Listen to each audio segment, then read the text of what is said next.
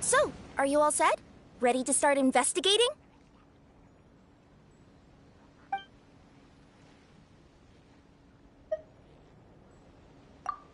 Sure. Don't worry. I'm not going anywhere.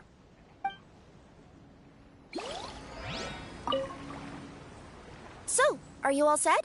Ready to start investigating?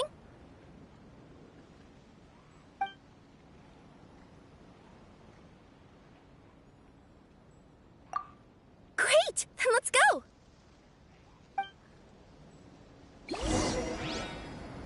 I've delivered packages all over, but I've never seen a mysterious fairy tale world like this before.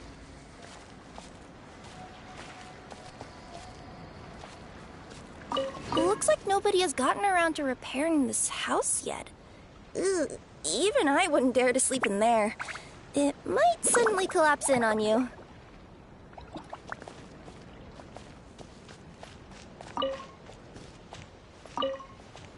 Nothing to see here either. Maybe we can find someone to ask? Aha! Over there! I bet we'll find some people there. Let's go take a look.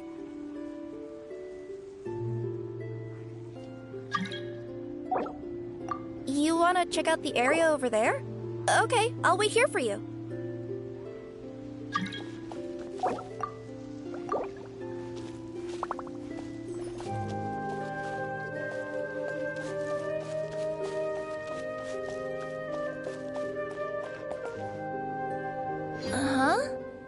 I was sure there'd be people here.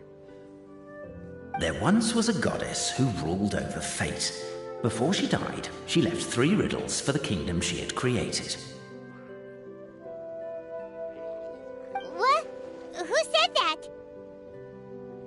Long story short, on this day, a sentient feline, an outlander, and a diminutive pixie arrived on the scene. They saw a narrow path off to the side. Okay, but which side? Yeah, if you gave ambiguous instructions like that to a Comania Express courier, they'd give you the parcel right back and tell you to write the delivery address more clearly. Despite how obvious the answer was, the perplexed pixie and the flummoxed feline struggled to work it out. Although, perhaps a small part of the blame could be attributed to my dull narration. All right, let's try this again. The path on the left-hand side seemed to give off an enticing fragrance, as if to say, this is the way to wealth and glory. Ooh, that sounds like the start of a good story. Then what? Then what?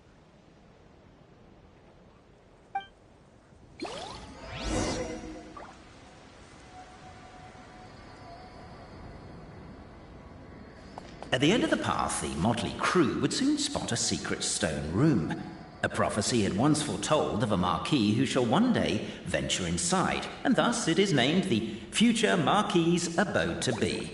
You like it? The Future Marquis's Abode to Be? Got a nice ring to it, doesn't it? That was a little bit boastful. But before you continue, I must warn you of the danger that lies ahead. For example, under no circumstances should you sit on the chair in the center. Otherwise, the consequences could be a bit embarrassing.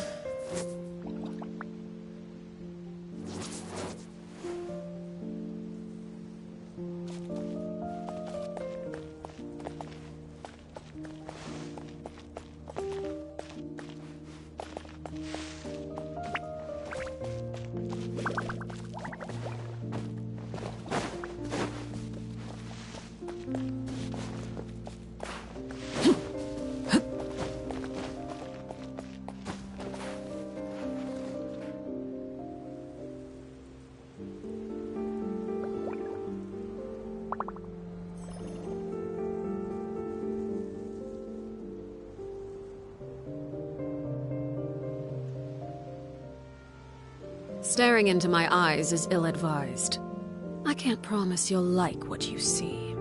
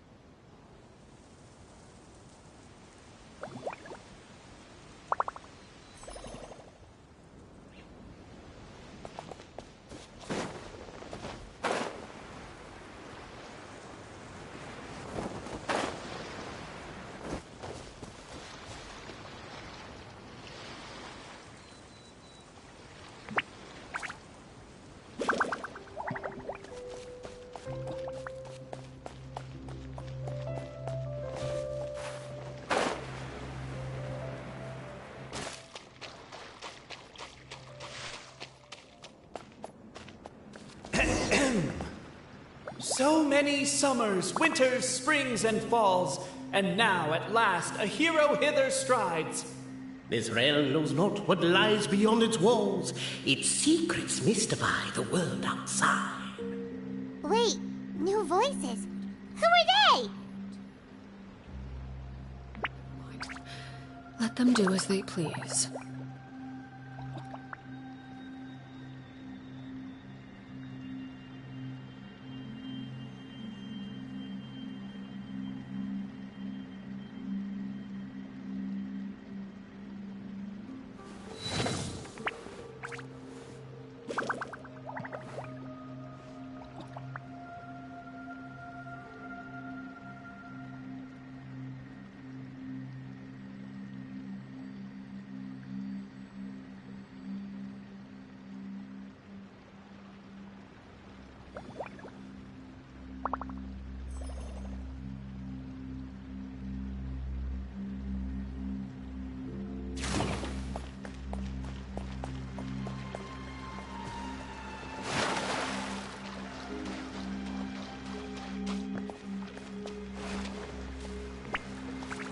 As golden sunlight fills the firmament, the tabletop engrosses your attent. Perchance peruse these pages thence.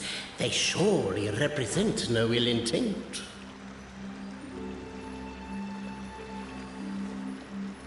Why isn't he reading the files on the desk? Hey, Bobarano, maybe quit showing off and try using words he'll actually understand. I can either rhyme like a bard, or I can curse like a sailor. And right now, Cafe, you are seriously tempting me towards the latter.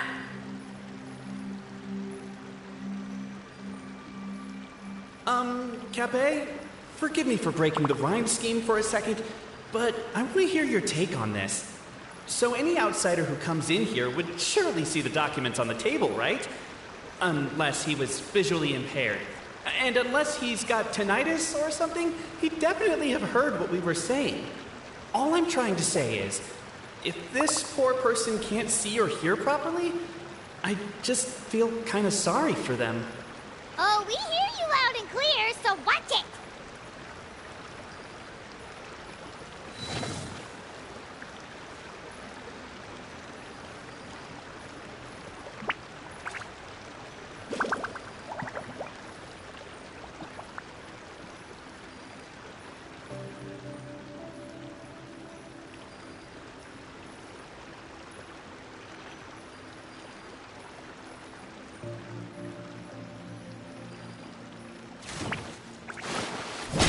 And earthenware strewn all around, the demon feline's fury can't be quelled.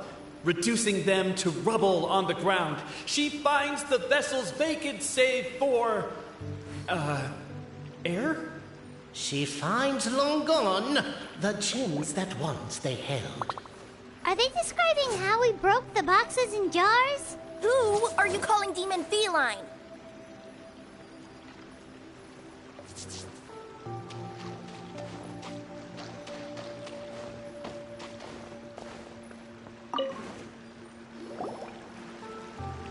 Stop the poem. We have a situation. Something's up with this person. Traveler? Are you all right?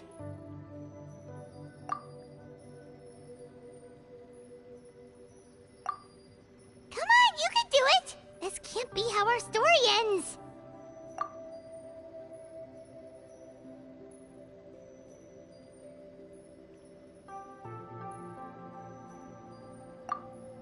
Can I give you a hand or a tail, even?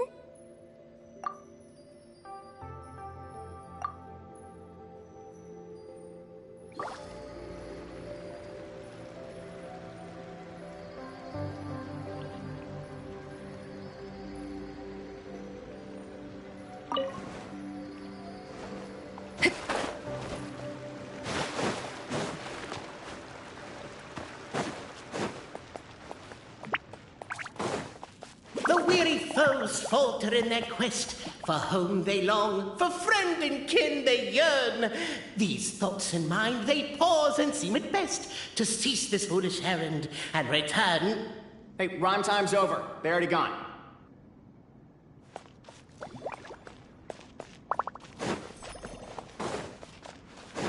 Aha, they're back. Seems our Outlanders pined for the desktop documents after all.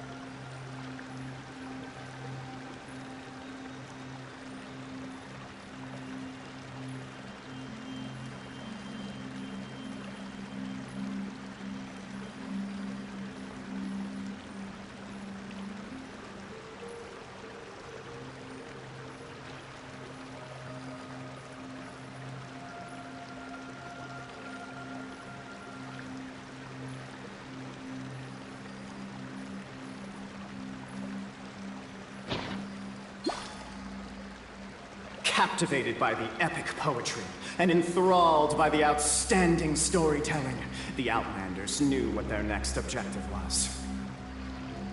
Namely, to remove the clockwork key from the raised platform up ahead. Cafe, I just realized. You said we all had to speak like bards, but every time you open up your mouth, I don't hear any rhymes. Yeah, I noticed that too. It's one standard for us and another for you. That's not fair, Cape.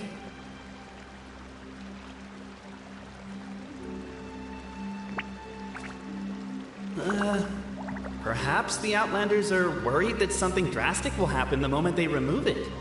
Maybe that's why they're investigating the area thoroughly first. Can't fault them for that. I'm wondering if we can take advantage of this downtime to discuss whether we really need to keep this up. Oh, if you guys don't want to put on a voice and speak in verse, be my guest. Just don't blame me for your own poetic incompetence.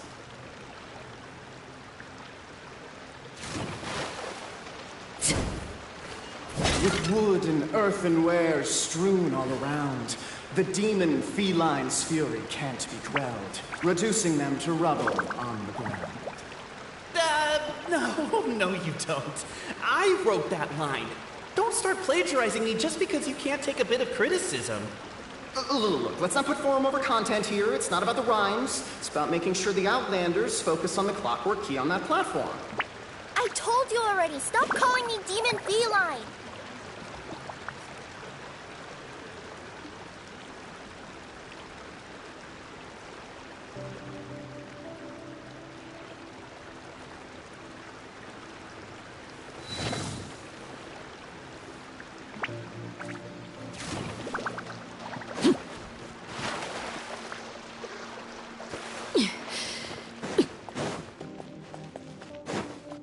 Cape's blatant unprofessionalism and the lackluster performance began to annoy the outsiders.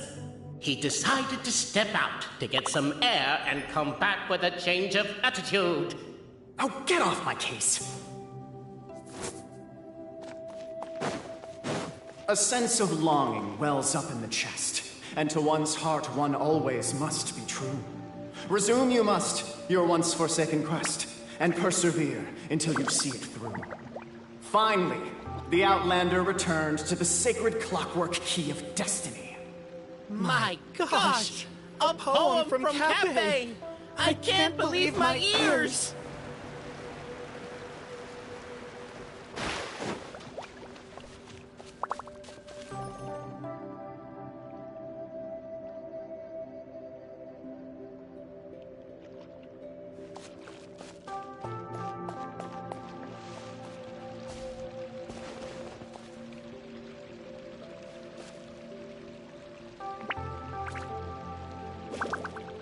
As the Outlander stands before the clockwork key, they're overcome by a sudden urge to set it free. Also, Cape, that'll be my last rhyming line. I'm not writing any more poetry until you apologize. What does it matter anyway? I've lost count of how many people have tried this before. No one's getting that key out.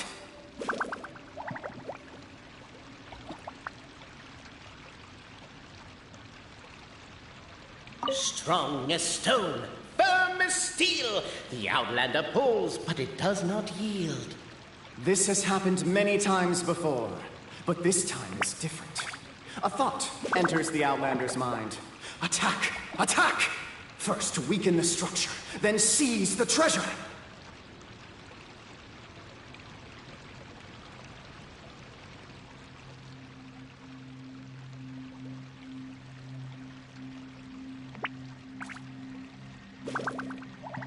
The Outlander takes a moment to wipe the sweat from their hands, then braces themselves as they grasp their sword. Only now are they ready to attack. Although, a mallet would have made the job easier. Cape, it looks like we have a few moments to spare, and we're still waiting on that apology.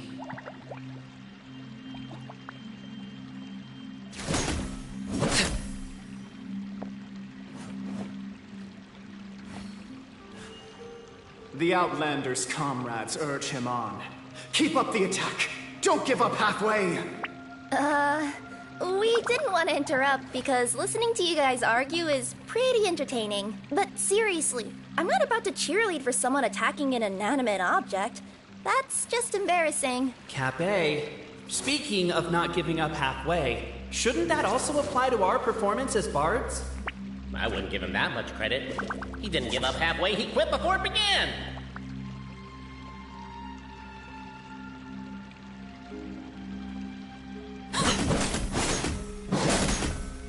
The attack's now over! Only one final step remains. Now it is the time to seize the key. Yes! Finally! Come on, move your butts! And your legs, assuming they're still in working order. It's showtime! No hard feelings about your lack of poetic contributions? Oh, let it go! Staring into my eyes is ill-advised.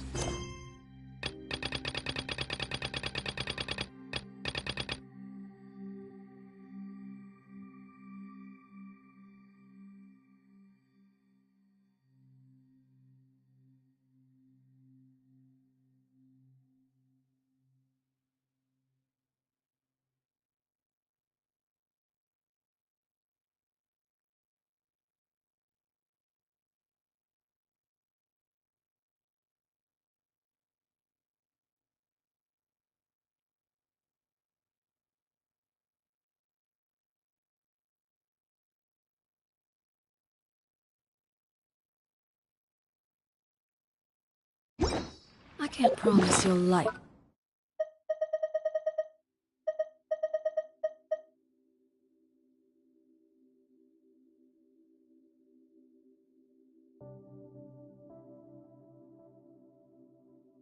What you see.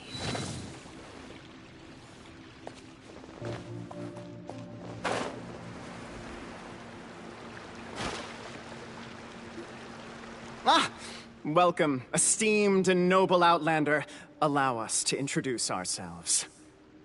We represent the 3 great clans of this realm, having been selected as its authorized historical supervisors. Our purpose being to await the arrival of one such as yourselves, who shall remove the clockwork key. My name is... You're Cape, he's Albizzi, and that's Bobarano, right? You've done so much talking that we can already tell you apart by your voices. Aren't we missing someone, though? The guy who led us here to begin with? Who? And thus was born the long-awaited fellowship, destined to uncover the truth of the past. Allow me to quote, if I may, in the history of Constellation Metropole, a new page has begun. Him. Well, there's no fourth person, so which of you is the ventriloquist? Come on, out with it. We've never heard that voice before, but he sounds like he'd be good at reading bedtime stories to children. Well, whoever it is, I don't know and I don't care. Forget about him. We have far more important things to focus on, like where our journey goes from here. That key you hold is the pivot point about which the past and present of the Metropole revolve. However, between our 3 clans, there is some dispute over the historical record. Each clan has its own version of history, detailing the clan's origins and the tale of the dragon of old, and unfortunately, we don't know which one is the truth. Dragon? You mean the one that's been acting up recently? Oh, no, not that one, you adorable little pixie. When I say dragon of old... He means a dragon that would be really, really old if it was still with us today, but it was defeated in ancient times. The new one has nothing to do with our clan history. Was that supposed to be a joke? Anyway, so you've been waiting for someone to remove the key so you can finally explore the truth of the past? Not just explore it, but argue incessantly about it. Honestly, I don't care that much. Cape's the one who's always bothering us about it. What we need to figure out is who resolved the dragon crisis. We have to know that before we can decide which is the supreme clan. The moment you removed the key from where it was lodged, you became the honorary Marquis. We humbly beseech you, noble outlander. Noble traveler Marquis, we ask you to help us. You and your talking Puss in Boots and the pale floating pixie.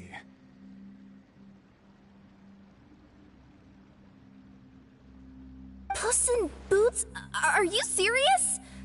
It's better than demon feline, but still. Embrace it, my friend, embrace it. Most cats don't wear boots or speak, do they? I'm not even a cat, I'm a Nekomata. Now that you know the word, I expect you to use it. Please allow me to lead you all to a sacred memorial site. It will be much easier to explain what needs to be done once we are there.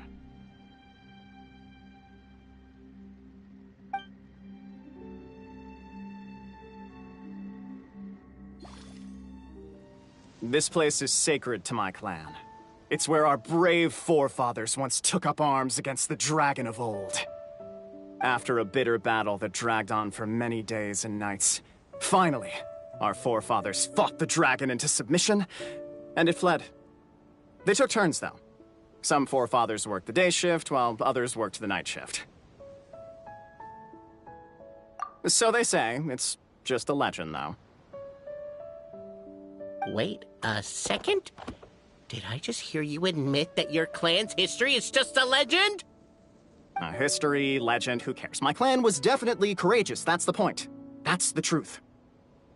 And isn't the truth what we've all been arguing about non-stop for all these years? Cape's words gave the traveler food for thought. Could it be that the truth in a fictional world is equivalent to fiction in the real world? But that would have to wait. Apparently, Cape was not alone in his pilgrimage to this sacred site. Unwanted company had arrived. The traveler and the talking cat, Nekomata, decided to teach them some manners.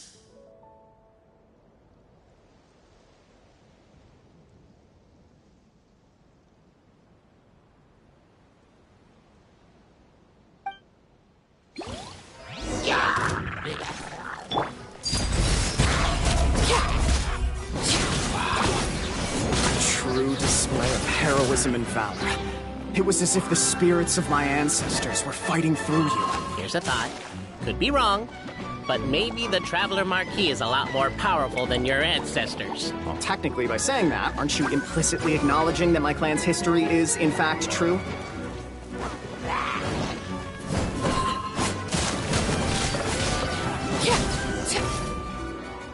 Your martial prowess and show of courage are a more vivid reenactment of my ancestors' feats that suit the modern aesthetic.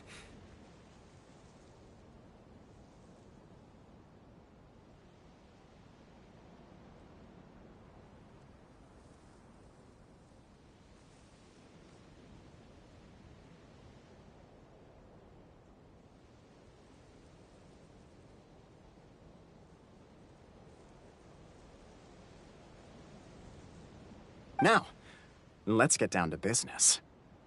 As we all know, time is but an illusion. Time may flow line by line, page by page, or frame by frame, but usually it flows in the form of springs and gears.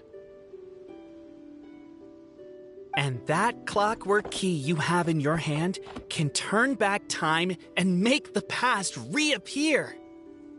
Well, actually, my view is that the illusion of time is more of a problem of consciousness. Gears power the body, while the body is the vessel of the conscious mind.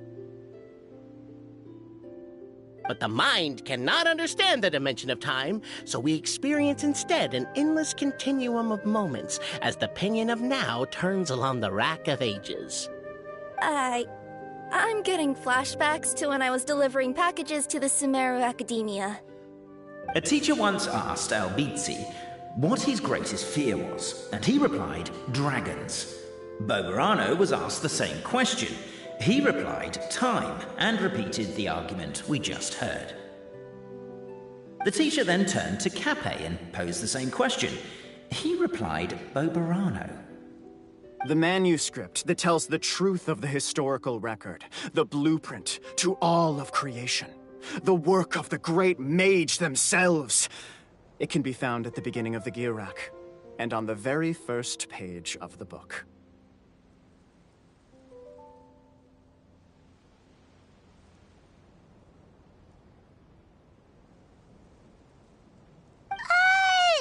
Paimon didn't follow all that, but basically, you're just saying that we need to put the key in and turn it all the way back? Exactly.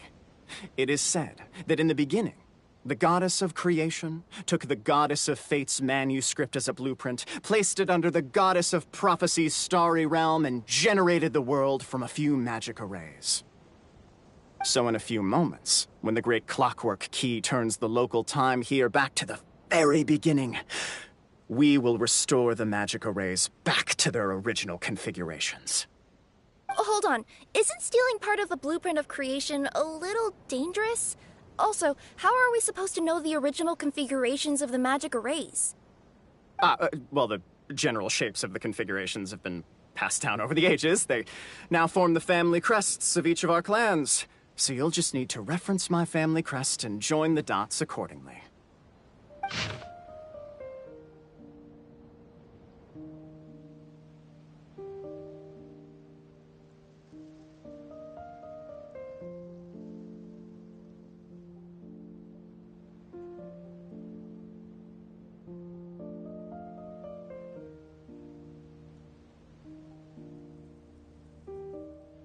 To address your other concern, when the house has already been built, do you really think that taking away the construction crew and blueprint will cause it to collapse?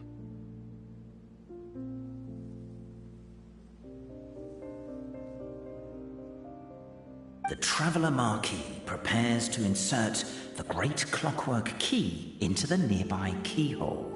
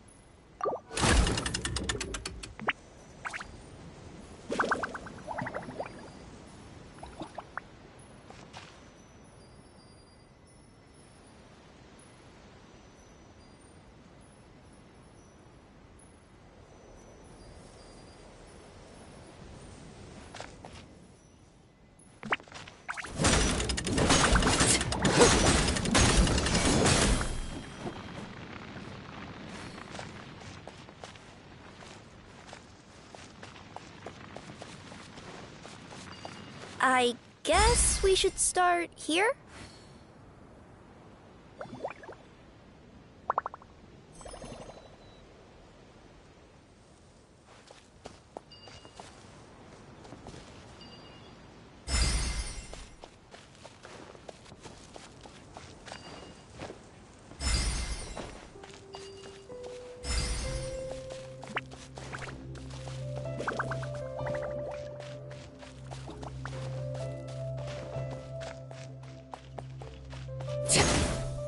don't you give it another try?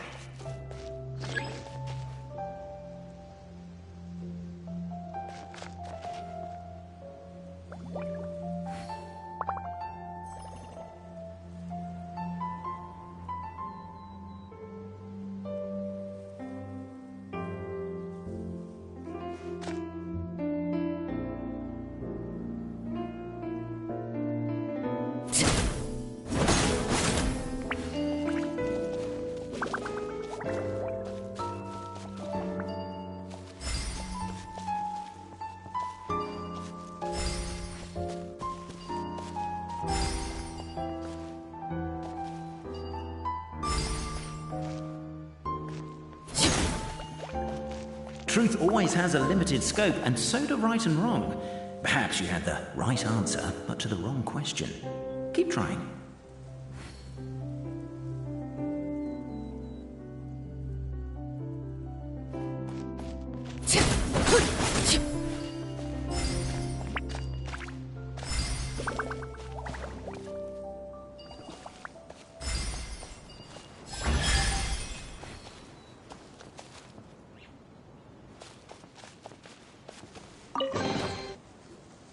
Behold, the sacred writings that record the truth of...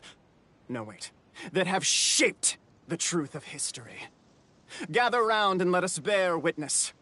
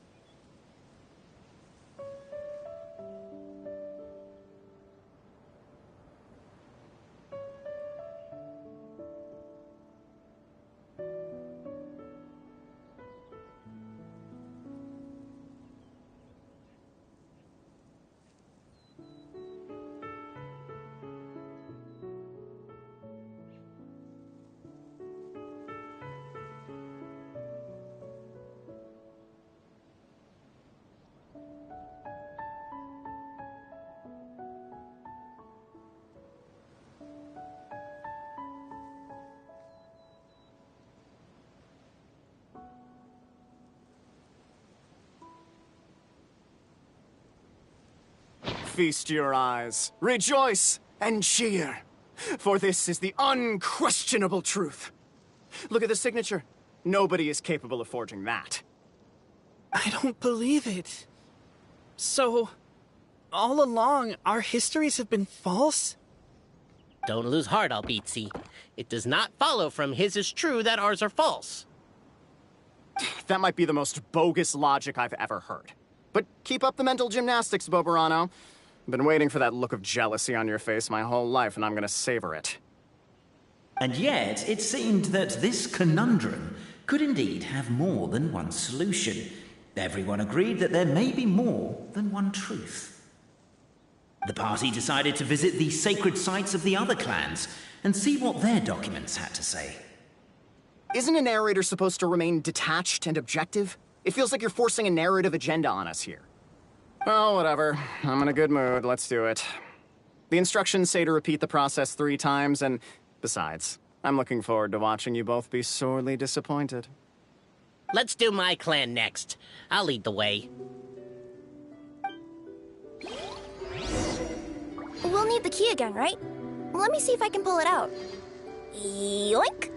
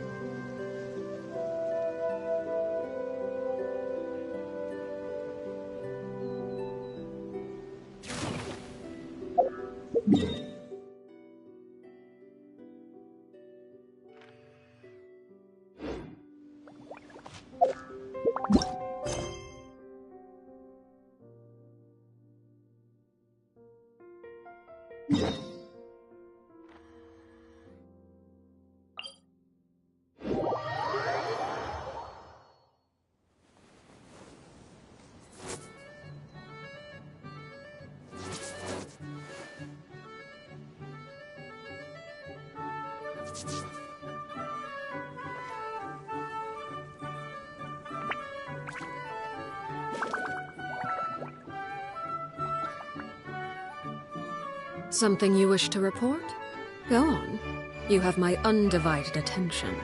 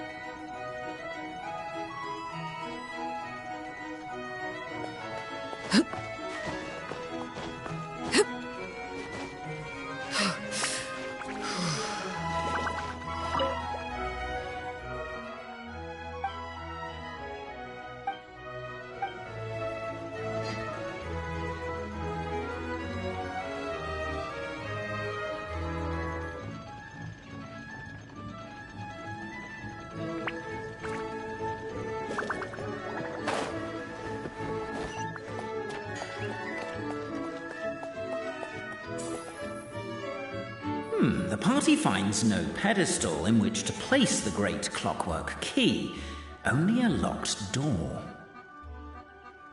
Where's your clan's pedestal?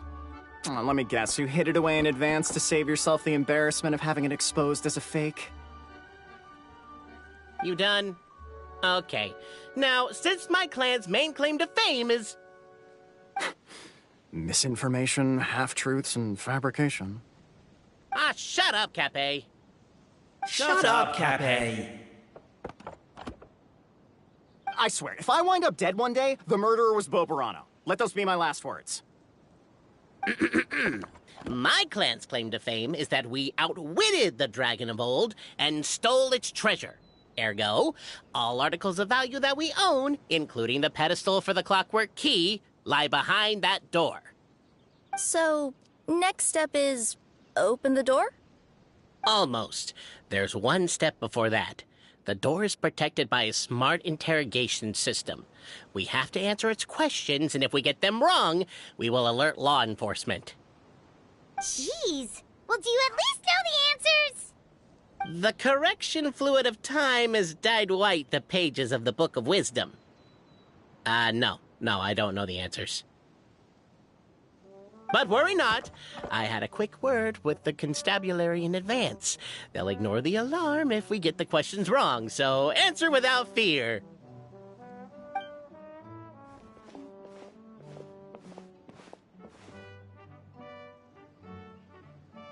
Question 1.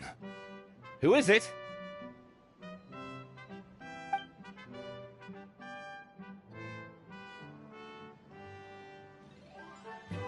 That's actually quite an amusing approach. It's probably not going to get us anywhere, but I do admire your sense of humor and your commitment to it.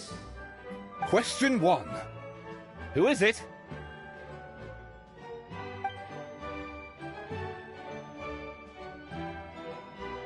Ah, what an ingenious idea. Far more intelligent than Boberano's ancestors. But I still recommend against this answer. Question 1. Who is it? The great yokai, Nekomata in boots. And the trusty travel guide, Pixie! Travel guide. Trusty travel guide! Question 2. By which virtue did the ancients defeat the dragon?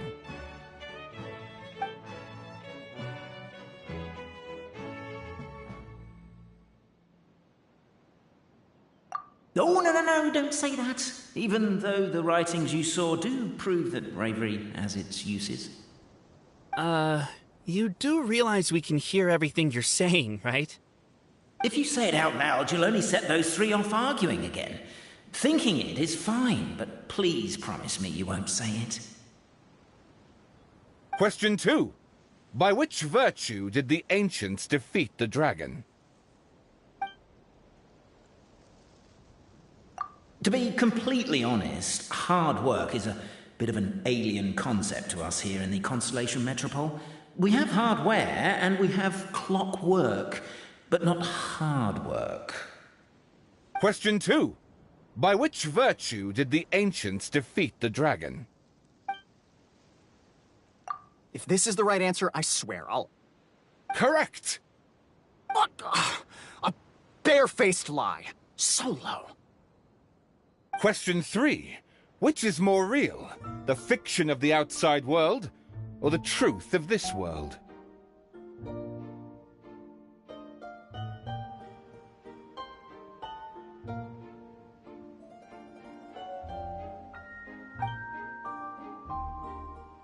Come on, you'll have to do better than that, kid. I mean, Traveller Marquis.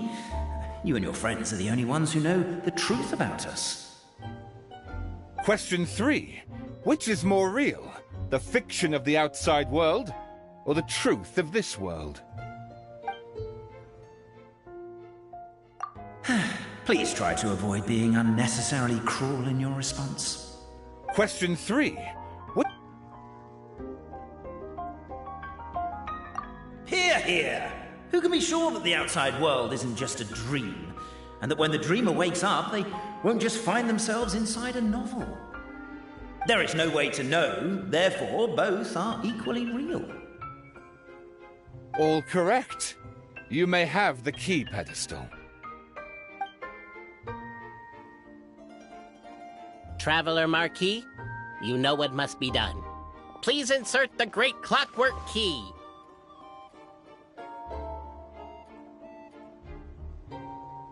Oh, and this is my family crest.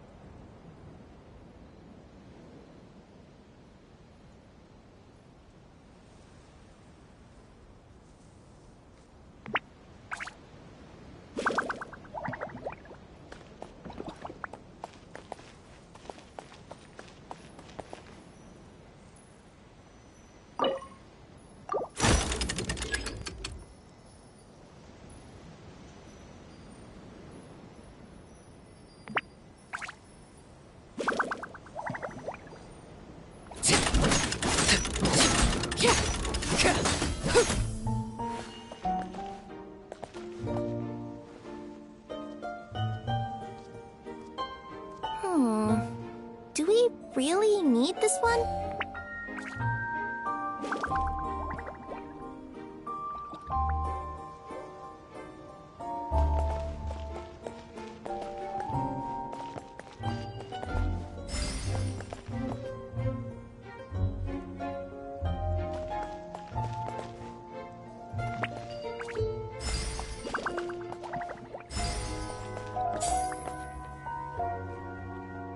The Traveller Marquis draws a design that is practical and aesthetically pleasing in equal measure. One thing it is not, however, is correct. I think you should take another look at Bobarano's family crest and have another go.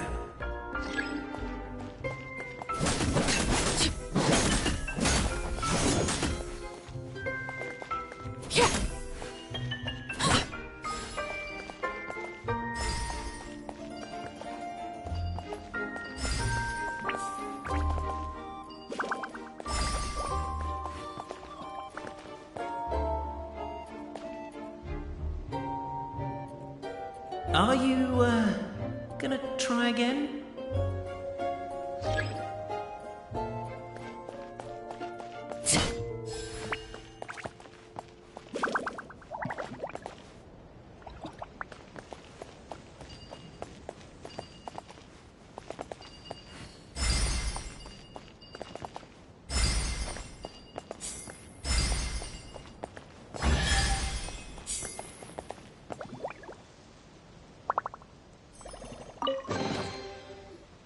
Now, let me see what elaborate fiction the Clan of Wisdom was able to conjure up.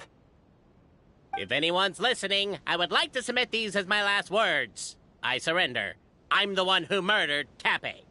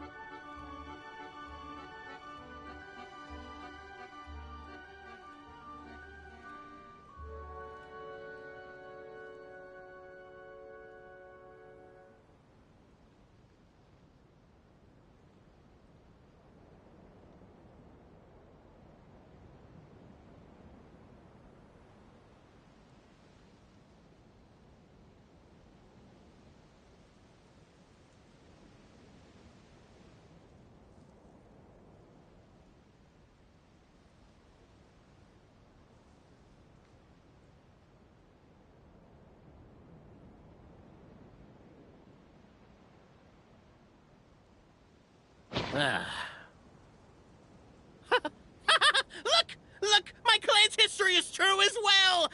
There's that same unforgeable signature again, right here! What? Oh, does this mean that my clan is the only odd one out?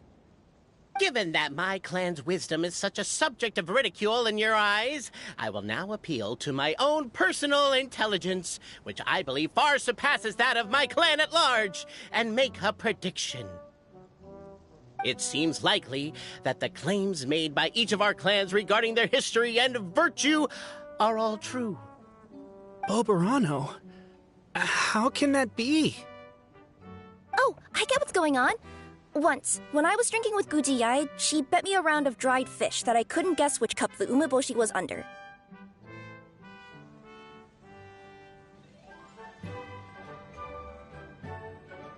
Whichever one I guessed, I was always wrong, and Gujiyai would lift a different cup to reveal the umeboshi. But then, I learned later from one of the shrine maidens, Miyuki, that all of the cups had an umeboshi under them. Just goes to show, I still got a long way to go before I become a great yokai. Oh, don't mind Fox Lady. That's just her way of teasing you. Actually, that reminds me. We can now open these 3 treasure chests. And unlike the guessing game you mentioned, this one's not a trick. Cool. Well, once you've plundered the last of Bobarano's family wealth, we can go to my clan's place. Guess I'll take the clockwork key again then. Yoink!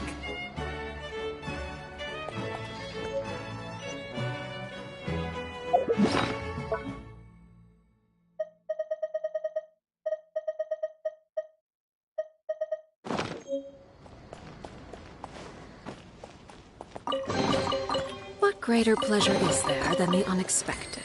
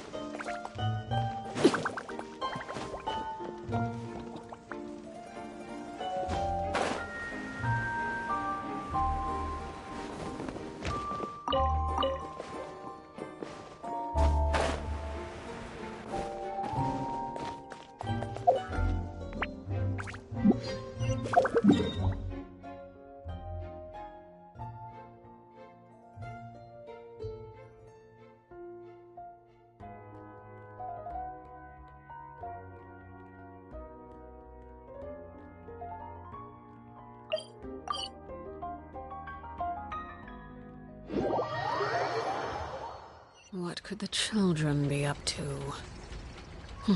Never mind. Let them do as they please.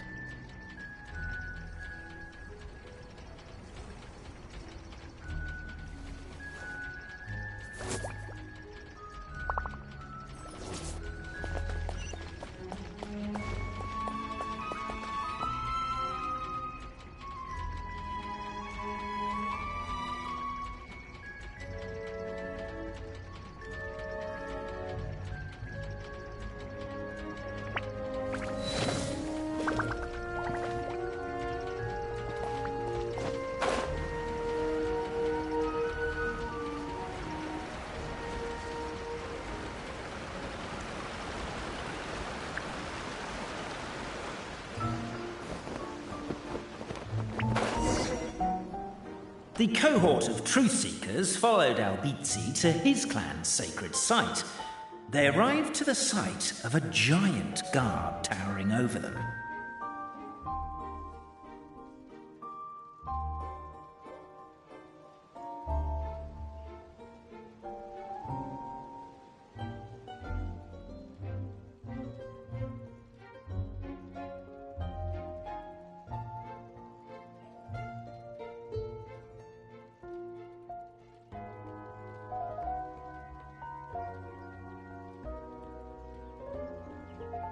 Up ahead is my clan's gigantified guard. He can be a little pig-headed, and he's incredibly strong. Your weapons won't even scratch him. Wait, but wasn't Kappei's clan the one that's all about strength? So, what do you guys believe in then? Oh, the guard is one of Cap-A's people. Size is a coveted trait in the Clan of Strength, after all. Mine is the Clan of Empathy, and our key contribution is... growth serum! What's empathetic about that? Our ancestors believed that, just maybe, the dragon of old didn't mean us any harm at all. Perhaps the dragon simply didn't notice us, since we are so very tiny. So, they drank the growth serum and grew even larger than the dragon. Then, they set the dragon down, calmly explained their perspective, and eventually taught it how to empathize. The serum isn't what it once was, though. Nowadays, it doesn't make you grow all that much, and it actually makes you lose your empathy. So, I advise we take a detour. Despite Albizzi's words of caution, somebody, no doubt, has other ideas. Surely we could avoid a conflict with the guard, they think to themselves, if we could just try to understand one another. You could, of course, just take the path to your left and go around. But some people are gluttons for punishment. It's all part of the experience, I suppose.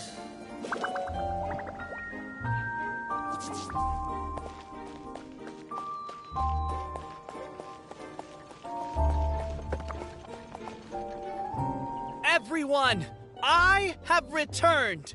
I come with the long-awaited Marquis and their followers to search for the lost origins of our clan. Well, we weren't told anything about that this morning. Get out of here. Leave us alone.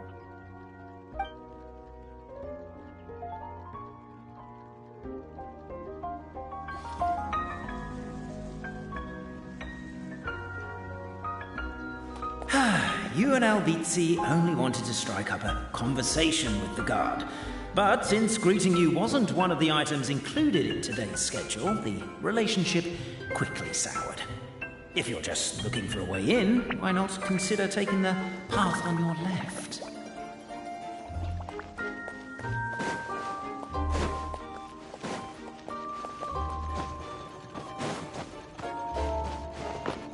Why is my own clan treating me like a villain? You've been away too long. We all have. Feels like we've been waiting forever.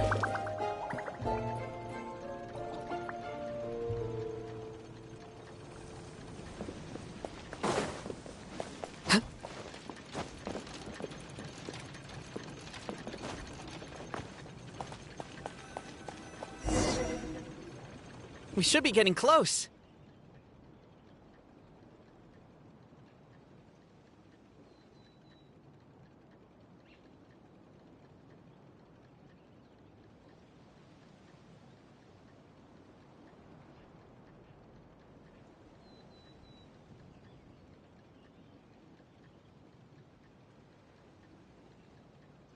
Why is this place so full of junk? Are you the kind of people who never throw away the box when you buy something because you're worried you won't be able to return it without the original packaging? We'll never find the Oracle Pillars in all this mess. Never mind that. We have a more pressing issue. It seems there's a slight problem with my clan's family crest. The Marquis may need to utilize their wisdom to solve the issue.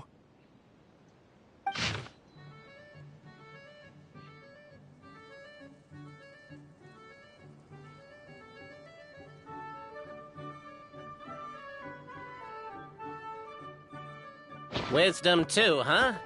Well, you guys have a bit of everything, don't you? Except empathy.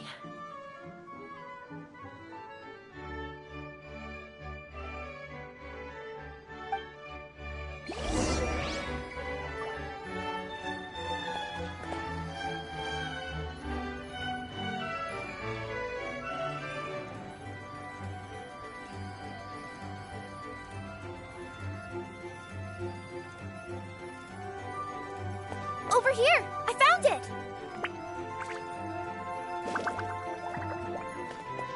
Yes! Keep the noise down! We don't want to alert the guard.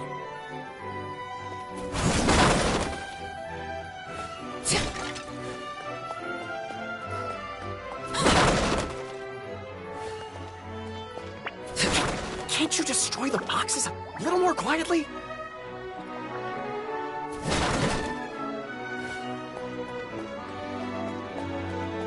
You think it's a little impolite to sneak in without saying hello and decide to introduce yourself. Very courteous of you. Oh no, he's gonna find us!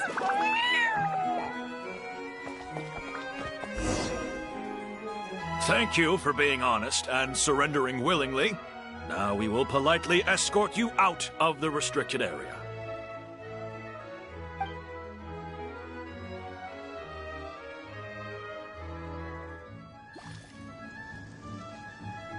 Now that all the pleasantries are out of the way, time to find a way back in.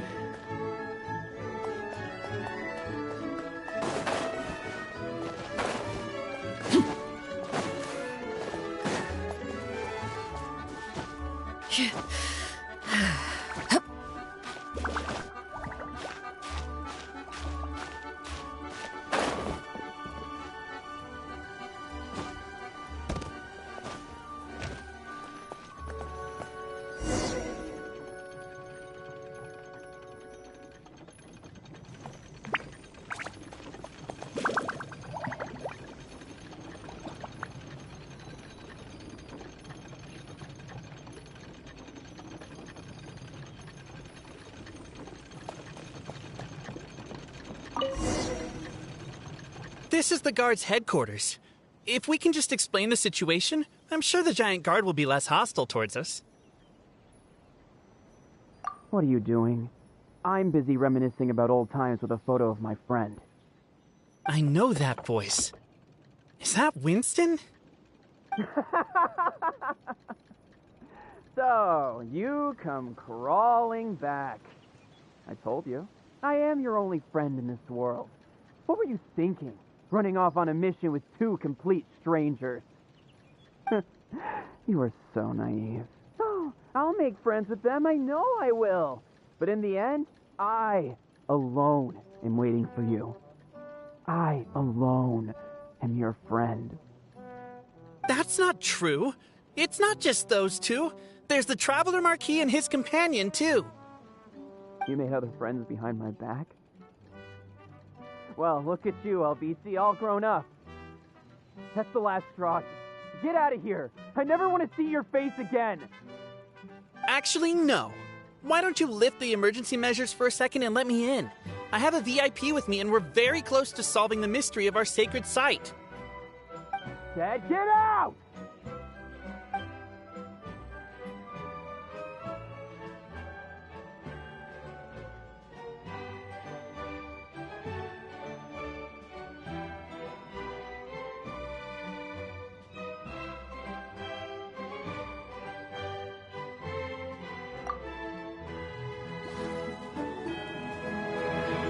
Now that all the pleasantries are out of the way, time to find a way back in.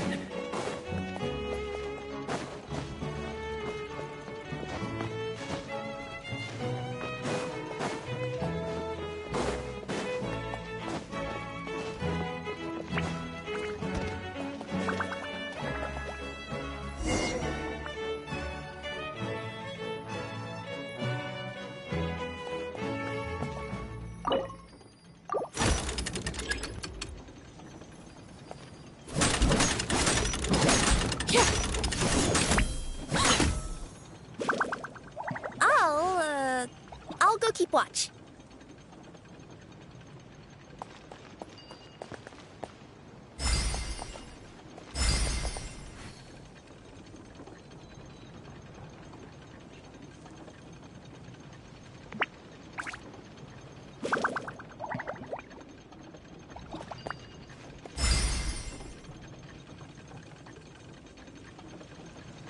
Apparently that was incorrect. But don't blame yourself, it's Albizi's clan's fault for taking terrible care of their family crest.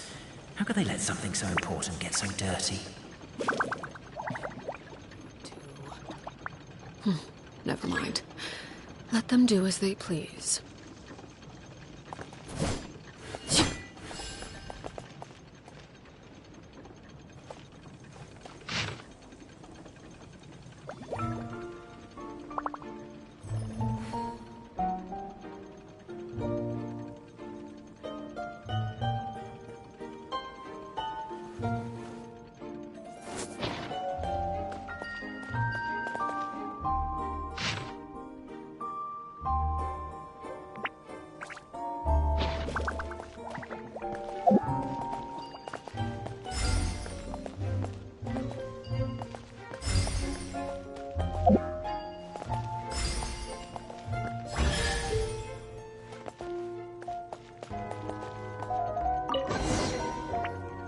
This is the last one.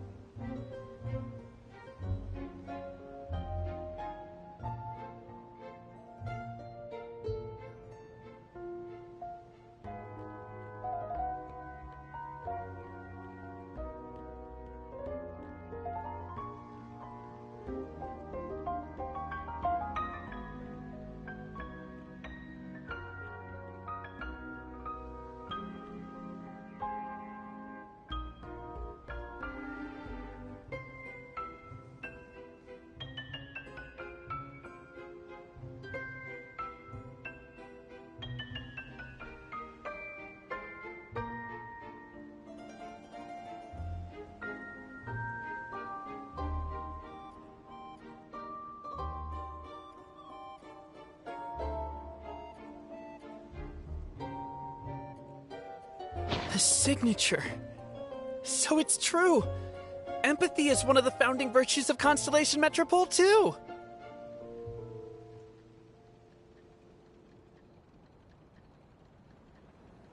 Just as we suspected, all three are the truth. Okay. Well, this is a lot to process. I feel a little empty inside. Yes, we found the truth, but there's too much truth. I get you. It's like in Inazuma, when there were only 6 books in the Mirage Warrior series, it was really popular. But by the time book number 88 came out, nobody wanted to read it. They'd all lost interest. A brief moment of joy is drowned out by a growing feeling of melancholy. But perhaps there is a glimmer of hope to be found too? Anyone? Anyone? All right, I'll say it. How is it the case that these 3 versions of history can all be true at once? That's exactly what Paimon was wondering, but Boborano kind of already explained it away earlier. So, Paimon was worried she'd look stupid for asking the question. It's not a stupid question at all, my dear little pixie. While I did postulate that different truths may coexist, there is an issue when it comes to these three truths in particular. The problem is, all three truths are the history of the exact same thing, namely the dragon and the Metropole's origins. Yet all three bear the signature, showing that they're genuine.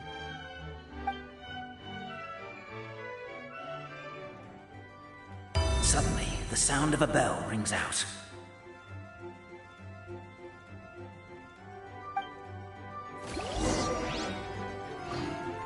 The bell! It rang once! What does that mean again? Ah, yes! Highest level of emergency! Everyone, to the main entrance! Stat! Bring all the glue traps and place them outside the gates! The whole city is on the lookout, and there's only one way out. It's the path right in front of you.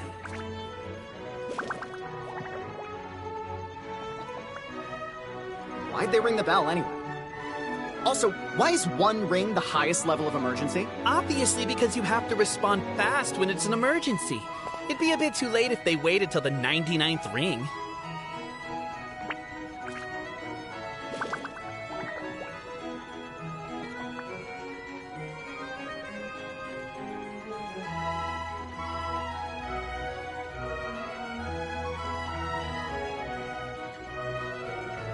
Staring into my eyes is ill-advised. I can't promise you'll like what you see.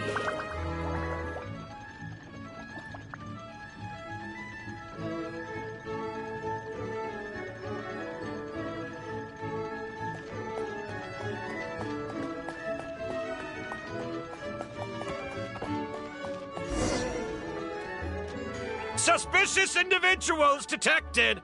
I don't know what law you've broken, but we're currently at the highest level of alert. Come with us. Turn yourselves in.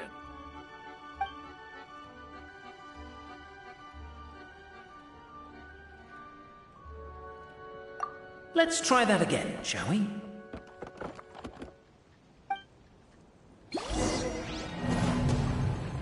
The bell! It rang once! What does that mean again? Ah, yes! Highest level of emergency!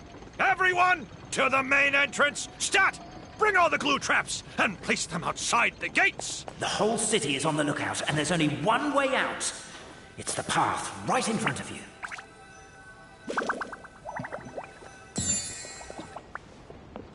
Why'd they ring the bell anyway? Also, why is one ring the highest level of emergency? Obviously because you have to respond fast when it's an emergency. It'd be a bit too late if they waited till the 99th ring.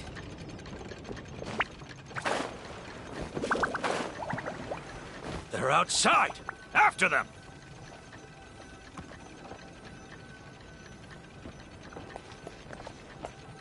Arrest these suspicious individuals and their associate, Albizzi. You're coming with me.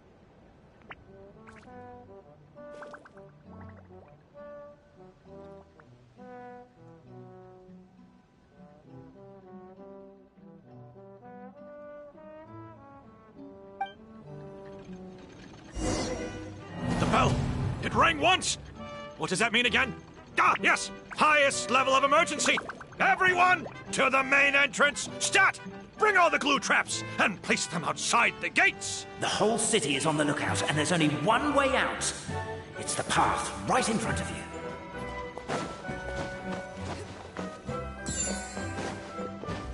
Why'd they ring the bell anyway? Also, why is one ring the highest level of emergency? Obviously because you have to respond. They're outside! After them!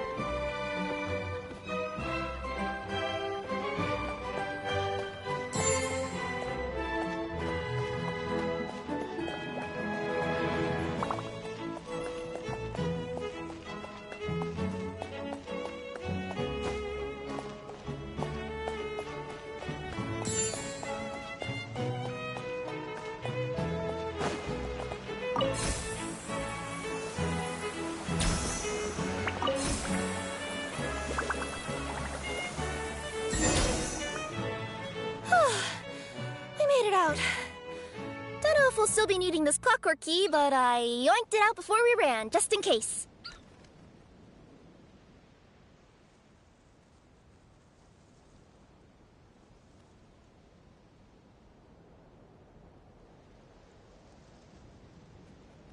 Okay, but back to the truth problem. There are 3 conflicting versions of the truth, and somehow they're all still true. What is that supposed to mean? I don't know. I doubt anyone here in Simulanka can make sense of it. All we do know is that any manuscript bearing her signature has to be valid. Well, she is the goddess of fate, the creator of all this. And all these manuscripts are her grand design. The reason we argued about who was right was that we didn't know enough about the truth of the past.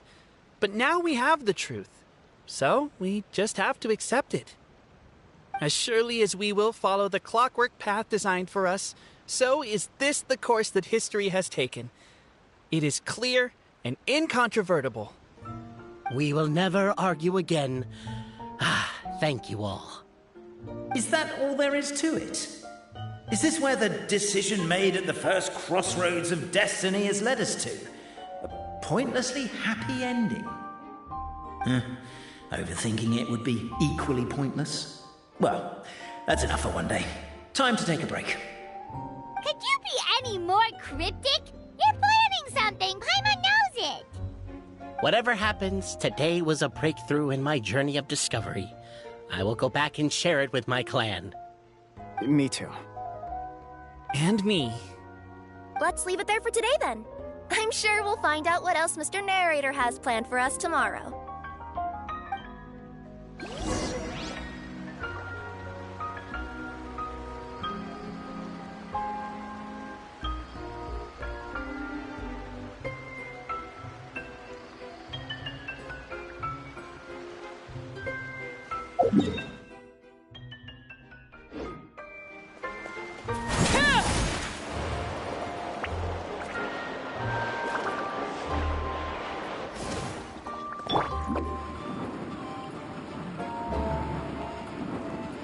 I'm out of here.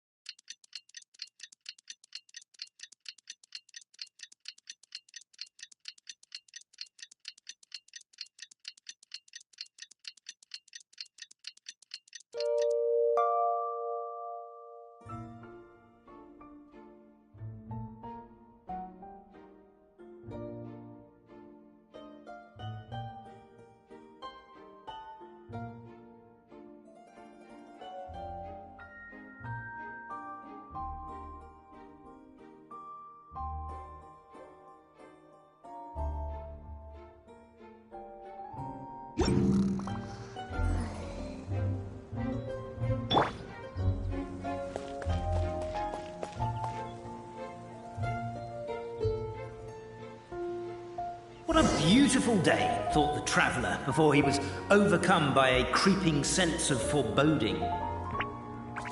The voice in his head grew louder. Must go to Pendulum Lane. Never mind. Let them do as they please.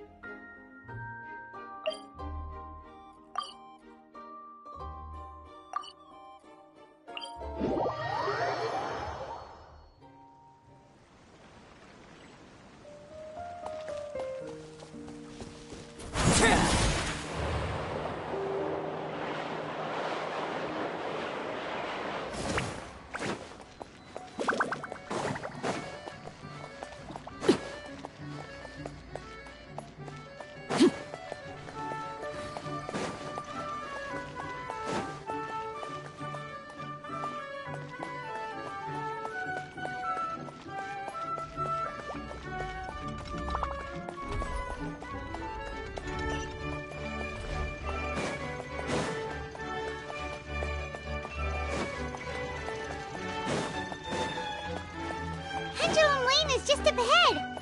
Something must have happened here after all. Everyone's crowded around.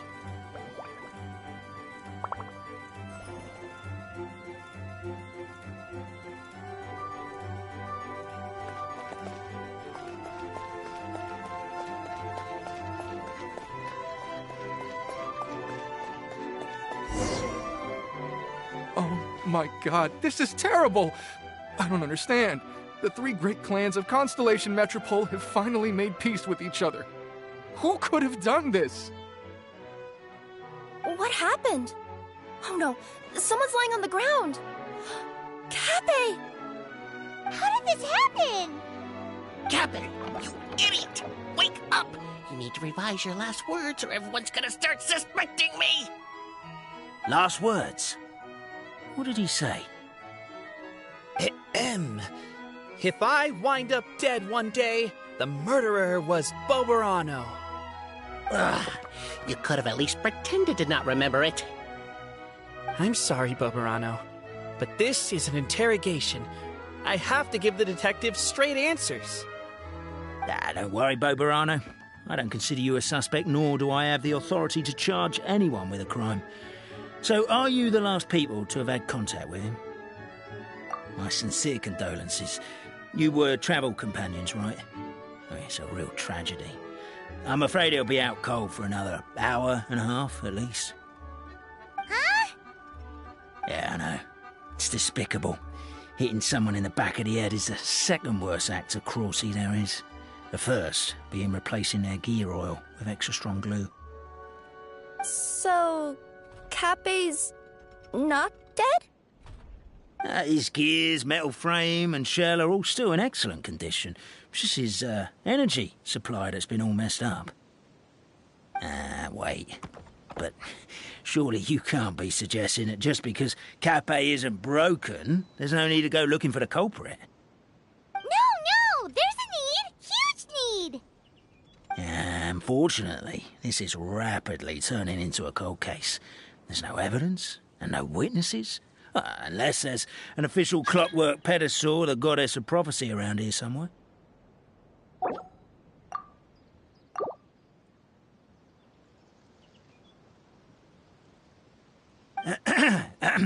Excuse me. Then suddenly the long-lost dragon of old flew across the sky. Where?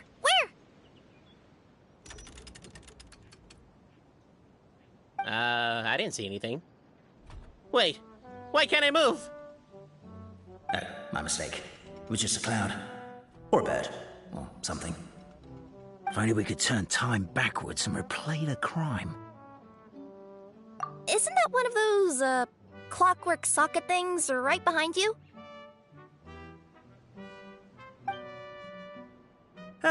So it is. No wonder everyone here is suddenly struggling to move. Traveller, if you please, let's recreate the crime scene.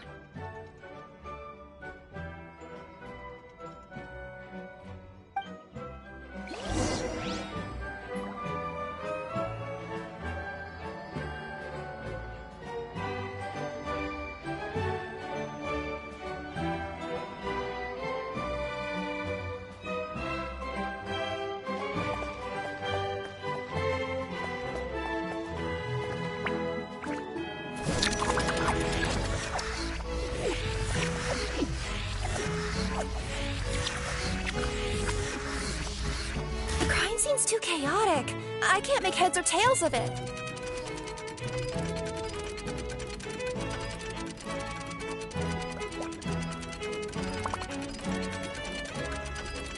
Something you wish to report? Go on. You have my undivided attention.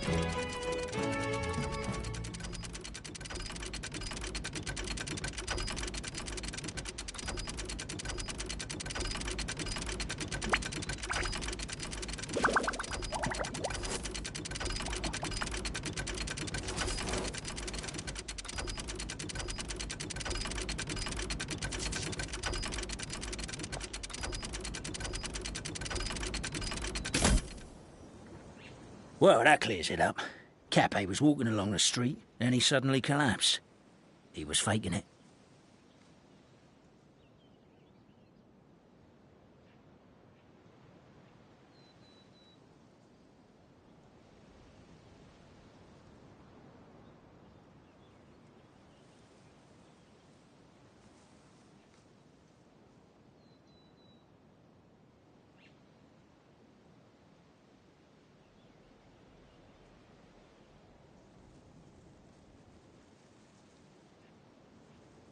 What?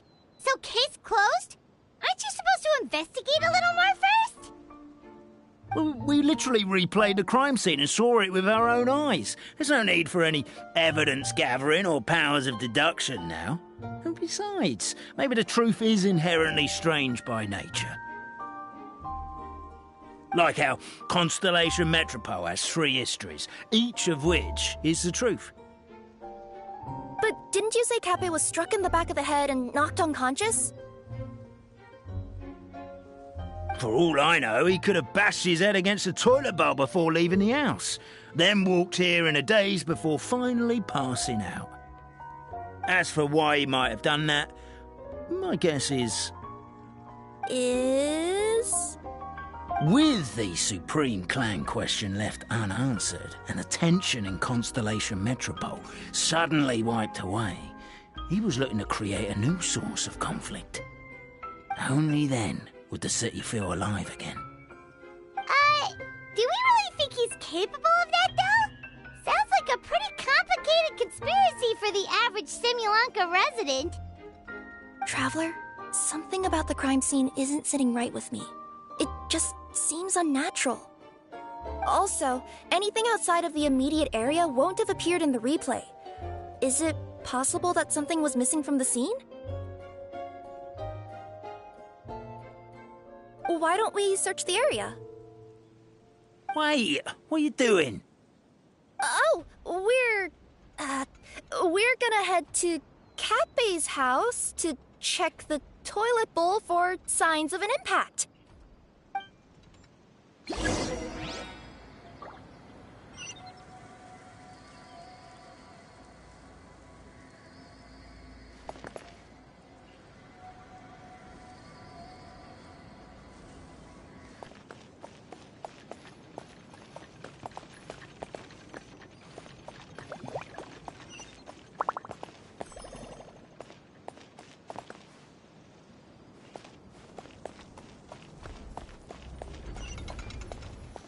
There's a spear here.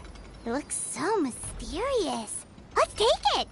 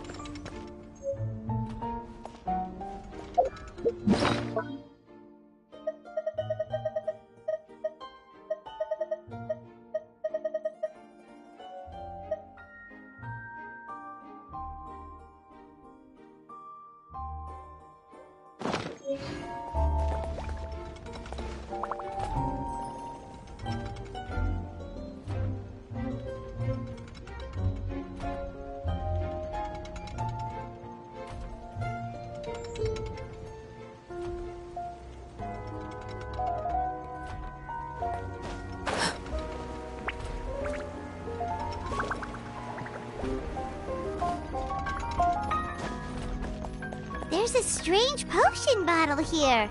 Looks so weird. Let's take it.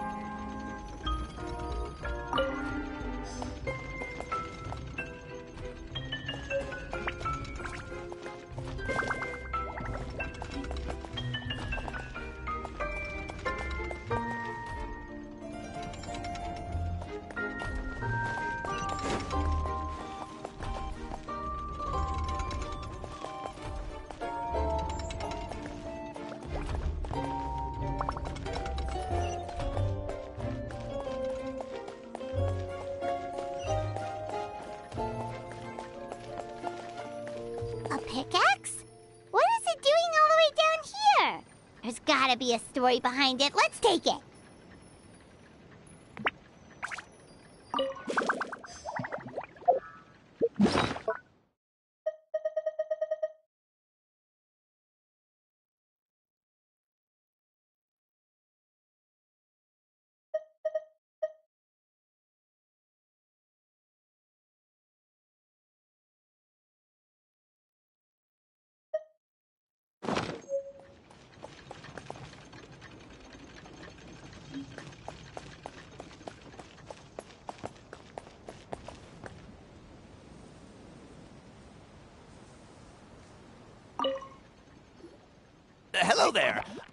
have you seen my spear, by any chance? Someone was shouting about a dragon a minute ago, and I instinctively threw it into the sky. Yeah.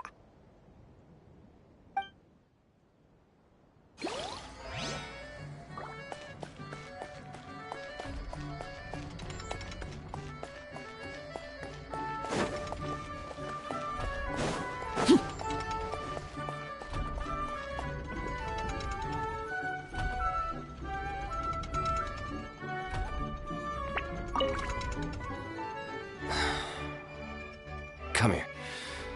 Whatever it is you were looking to buy, please do come back tomorrow.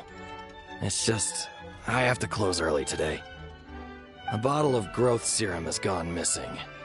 If someone's stolen it with the intention of harming others, the consequences could be disastrous. There's a whole investigation into it, so I gotta close the shop while I do an inventory count. If it turns out I'm wrong and I miscounted, I could be charged with filing a false report and disturbing the peace.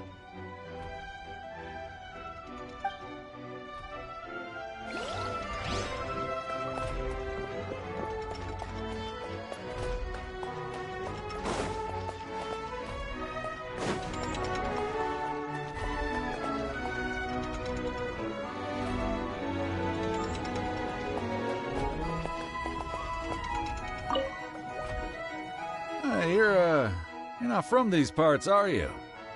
Just visiting? Yep, that's right. Why? What's up? Ah, well, I was gonna offer you a great job in the Titanium mines. A safe and secure working environment. Doesn't sound very safe. At least not as safe as being a courier. To keep the Titanium ore intact, we use specially designed pickaxes that can't cut through it. Even if you struck a person with it, it wouldn't so much as leave a scratch. And in terms of labor intensity, the work has been rated as Class 2 physical labor by a reputable organization. Even cats can do it. I'm not... never mind. I give up. Welcome to Paimon's world. Mind you, I don't know what happened today, but somehow a pickaxe has gone missing. Maybe one of the giant guards broke it down, so someone took it to perform a rapid resuscitation procedure. Sounds pretty brutal for a first aid technique. Still, a missing pickaxe. Huh. Is it just me, Traveler, or does it seem kinda suspicious?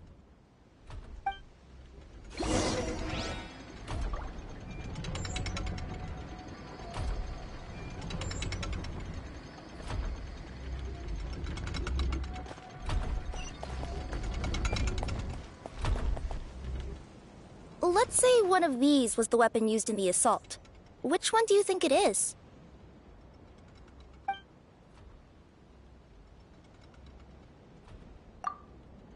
If it was the growth serum, Kappe would have been turned into a giant. Also, the bottle probably would have shattered when it hit him. We would have seen the debris on the ground. Let's say one of these was the weapon used in the assault. Which one do you think it is? If so, there's no way his head would still be in such good shape. He'd have a big dent in the back. And if the guard is to be believed, he had the spear in his possession right up until that guy shouted about the dragon. Let's say one of these was the weapon used in the assault. Which one do you think it is? If it was the pickaxe, Kappe sure is lucky it's not still lodged in his head. Actually, you're wrong there, Paimon. The foreman at the mine was just saying, this kind of pickaxe is designed not to damage titanium, so it couldn't cause any superficial damage to residents here. But you could probably knock someone out if you hit them hard enough, and it wouldn't leave a scratch. Let's take this back to the crime scene and replay it one more time. Ah, you're back.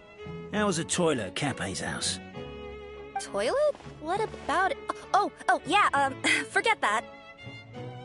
What's this about? What are you trying to say? We thought the way Cape fell looked odd, so we searched the area for suspicious items and found this. It could have been deliberately placed out of range of the crime scene so it wouldn't show up when we replayed it. Now we've retrieved it, we were gonna replay it again. You don't mind, do you? Oh, I just remembered I forgot to turn off the clockwork switch in my kitchen. Yeah, I think I'll just, Oh, no, you stay right there.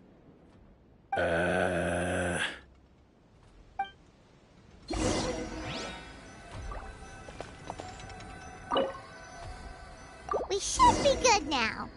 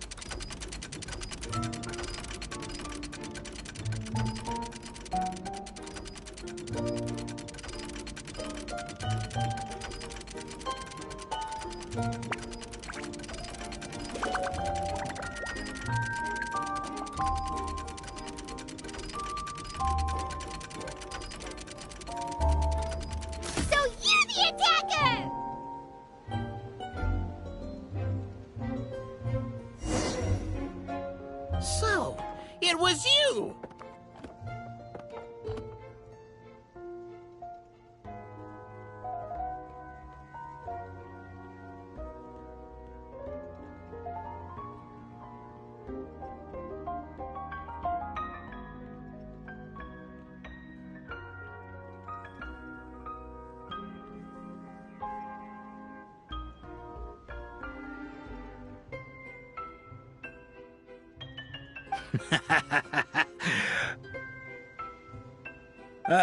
I would congratulate you for cracking the case, but since I did such an abysmal job of covering my tracks, it didn't exactly have your work cut out for you.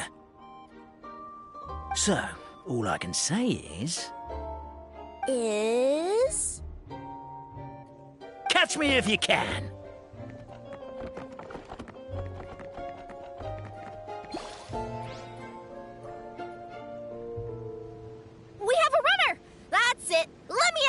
The would-be Marquis of Carabas dispatched the Necromancer in boots, who ran off in pursuit of the poor little minion.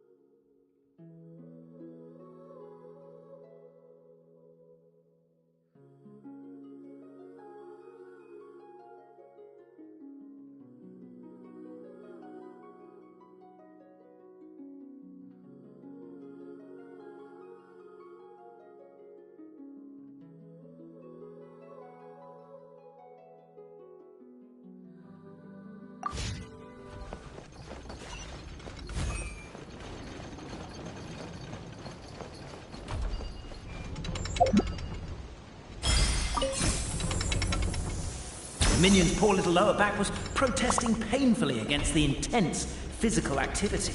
He decided to take the elevator, giving him a moment to catch his breath.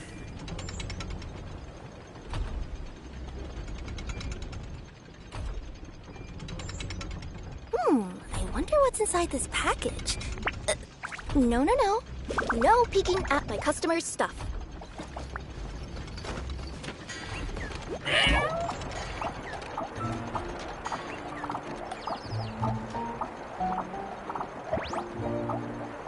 Really? His lower back asked. But the minion had no other choice. He resolved to make the jump down.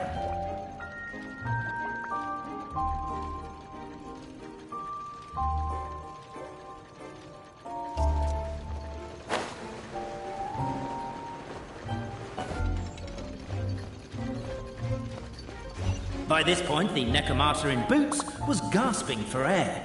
The minion was huffing and puffing, even more loudly. But we'll ignore that. I'm not!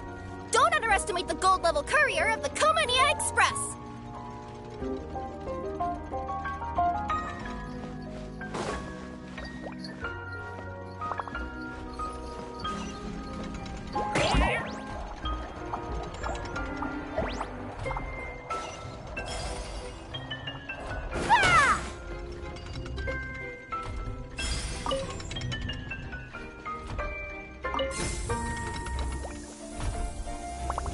A characteristically catty response from the Necromata. Tell me, what do you hope to gain from bullying me? I get to let off some steam! Ha-ha!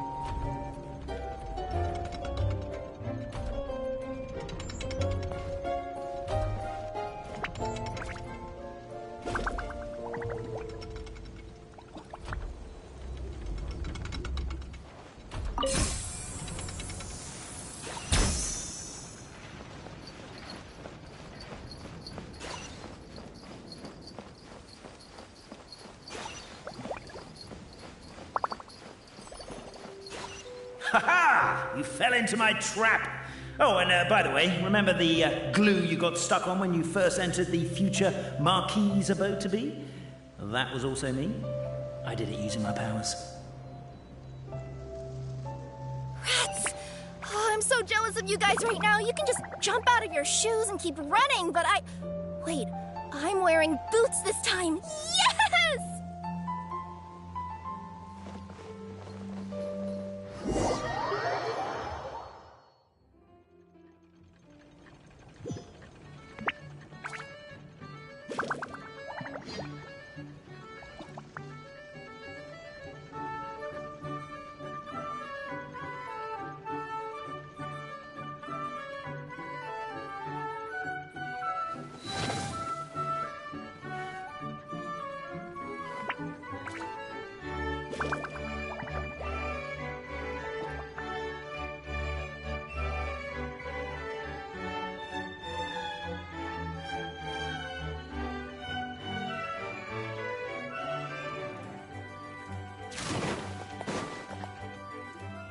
So, it was you!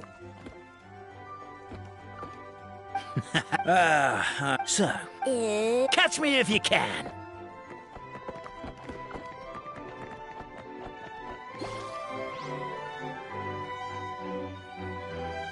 We have a runner! That's it! Let me at him! The would-be Marquis of Carabas dispatched the Necromata in boots, who ran off in pursuit of the poor little minion.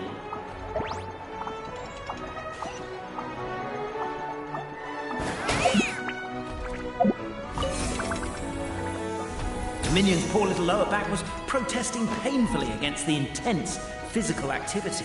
He decided to take the elevator, giving him a moment to catch his breath.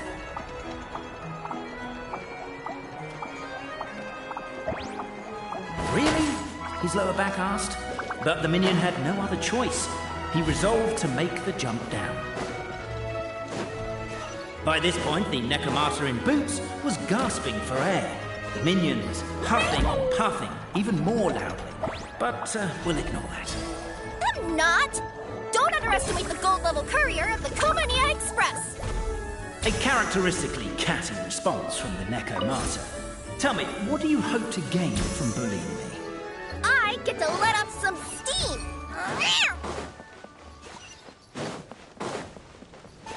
Ha-ha! You fell into my trap. Oh, and by the way, remember the glue you got stuck on when you first entered the future Marquis's abode to be? That was also me. I did it using my powers. Rats! Oh, I'm so jealous of you guys right now. You can just jump out of your shoes and keep running, but Wait, I'm wearing boots this time. Yeah! The unnamed minion made a last-ditch escape attempt. He began his long climb, up the wall, the tall wall. Oh.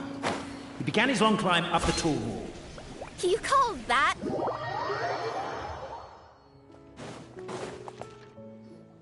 So, it was you!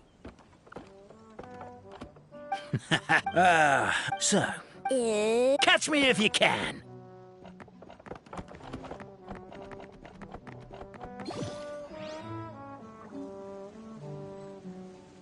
We have a runner!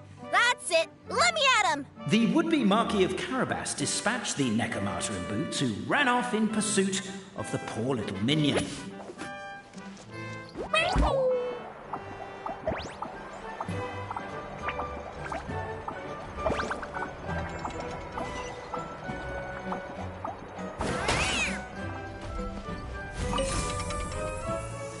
The minion's poor little lower back was protesting painfully against the intense physical activity.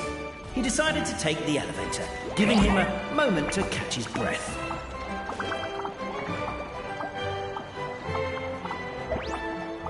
Really? His lower back asked. But the minion had no other choice. He resolved to make the jump down. By this point, the Necromata in boots was gasping for air. The minion was huffing and puffing, even more loudly. But we'll ignore that. I'm not! Don't underestimate the gold-level courier of the Komania Express! A characteristically catty response from the Necromata. Tell me, what do you hope to gain from bullying me? I get to let off some steam!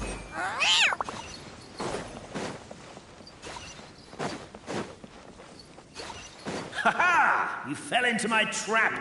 Oh, and by the way, remember the glue you got stuck on when you first entered the future Marquis's abode-to-be? Well, that was also me. I did it using my powers. Rats! Oh, I'm so jealous of you guys right now. You can just...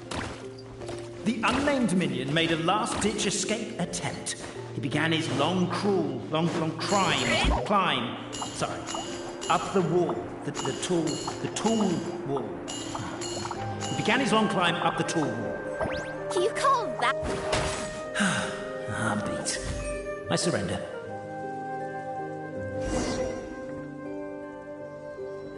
You've got nowhere left to run.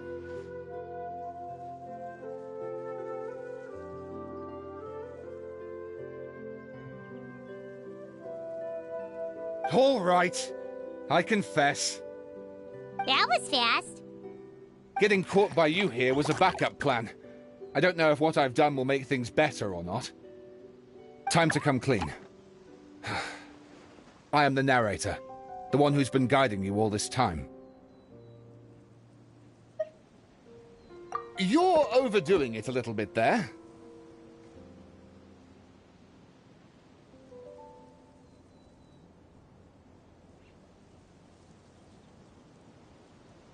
Anyway, I only did what I did because... Why are you suddenly spilling the beans? I poured my heart and soul into all this. I was worried you wouldn't ask.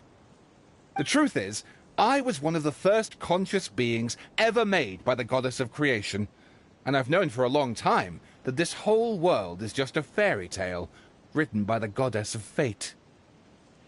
I know they say that fairy tales are just made up for kids to read, but I refuse to believe that fairy tales are just fictional stories and nothing more.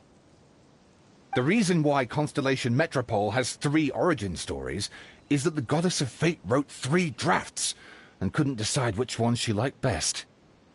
Then her cat trod all over them, and they all got crumpled together, so the 3 worlds just sort of folded into one. The Goddess of Fate was torn between them anyway, since she couldn't decide which ending was best for the dragon or the kids. So when she saw what the cat had done, she simply decided to go with all 3. Who'd have thought? Well, what does any of this have to do with what you did? You're not a fictional character, so you couldn't hope to understand my sorrow. Honestly, I don't think there's anyone in all of Simulanka who would understand. Every day that I experience, every interaction I have with another person, is it really all just a work of fiction? The only reason the 3 great clans wanted to find out the truth was for the pointless task of electing the supreme clan. I thought that once they'd learned the truth, it might make them curious enough to investigate further. But as it turned out, they just accepted it and carried on living the same old lives. I have to motivate them to keep looking for answers now that they think they've learned the truth. I have to make them uncomfortable with the superficial explanation that they took at face value.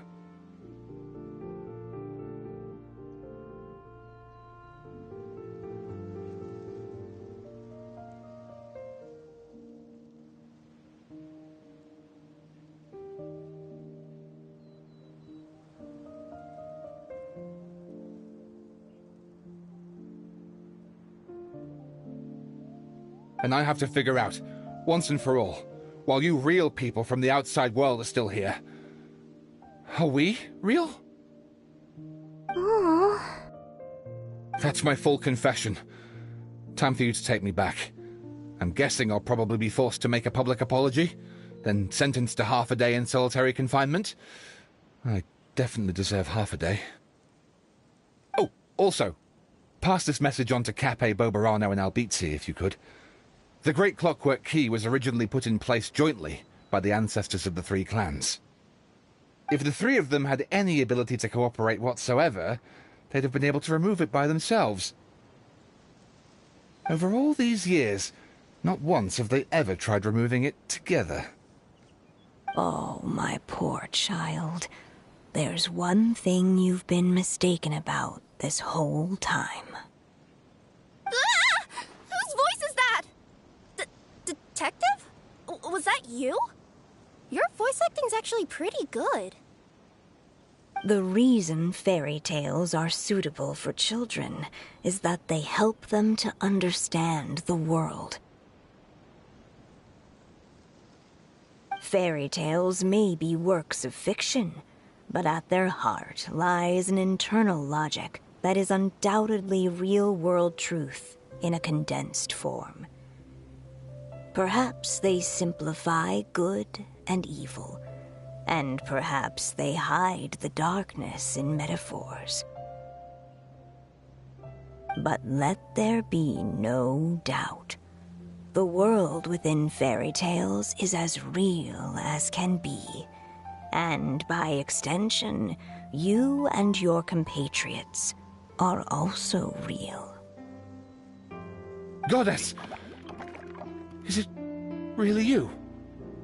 The line that separates footnotes from narrative can never be crossed. Never the two shall meet.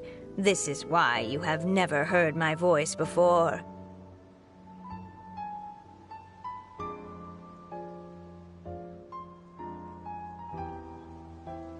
But now you wish to break free from the story, and there's a cat nearby, so you can hear my echo. Necromora! Just your echo? Oh, poor detective. So, we are a part of the real world too.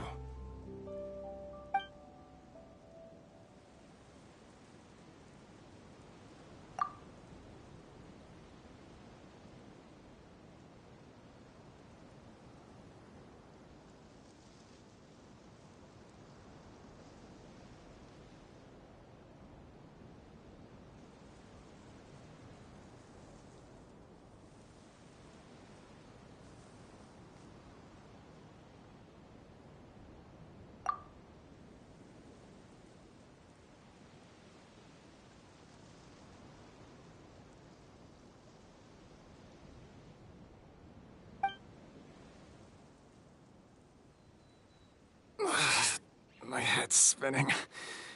Albizzi just gave me a quick rundown of the situation. So you caught the detective? Sorta. We chased him until he surrendered. Oh, and he asked us to pass on a message.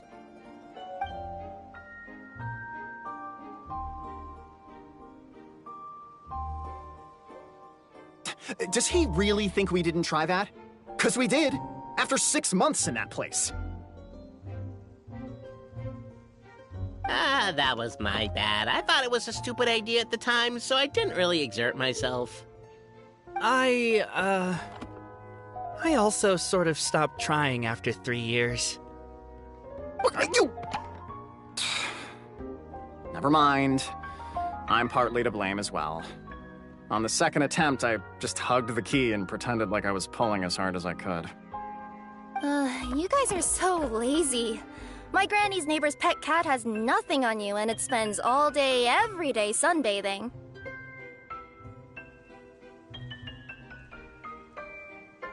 Anyway, you said you heard the voice of the Goddess of Fate at the end? That's amazing. There is a world beyond our own after all. What would you guys say to taking a trip to the outside world sometime? Otherwise, I got bashed in the back of the head for nothing. Depends. Do either of you know how to get there? But yes, I agree we should go.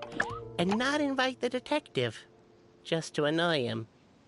But maybe the reason we've never worried about whether we're real or not is that, unlike him, we weren't there to witness the creation of this world.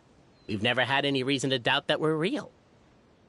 If someone ever convinced me that these delightful dimwits, Cape and Albizzi, weren't real, I'd be devastated.